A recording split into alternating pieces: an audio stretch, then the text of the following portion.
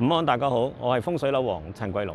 嗱，我今日嚟到咧係九龍嘅西九柯士甸呢邊嘅 Element 嘅平台嘅上邊咧就有五大屋苑，我哋叫做五大龍啦，係嘛？因為價值不菲，就屬於豪宅區嘅。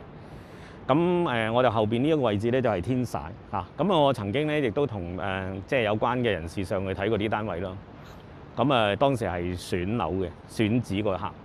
咁呢一部分咧，咁當時佢揀咧就當然而家唔止一個單位咯。咁嗰啲單位行嘅時間咧，即係其實好得意嘅，因為天璽咧佢設計嘅時間呢啲窗咧唔係我哋好似一般家居咁樣，有個陽台啊，或者係真係正式好似我哋家居嗰啲嘅佈局咁樣。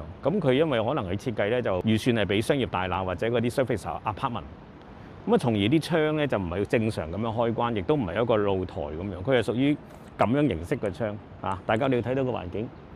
嗱，你睇到有部分都開咗嘅嚇，咁當然啦，會有時風大咧，有機會咧就即係都會成個窗有甩膠嘅情況嚇。咁但係呢啲嘅單位係咪話你話豪宅使乜理風啊？正常閂晒開冷氣咪得咯，係咪啊？咁但係我哋講緊真實嘅風水學係古舊嘅環境自然學，我哋話咧有流通嘅空氣一定係好嘅。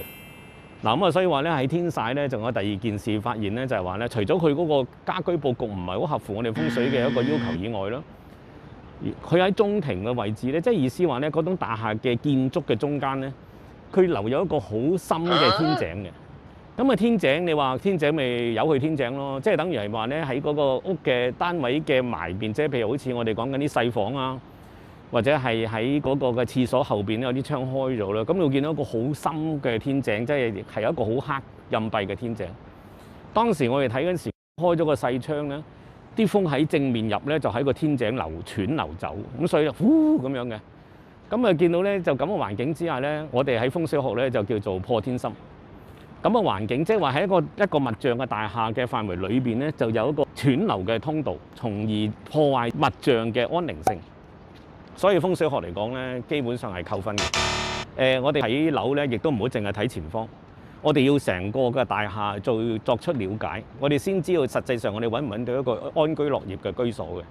嗱，以上做一個簡短嘅報導。多謝大家，我係風水樓王陳桂龍。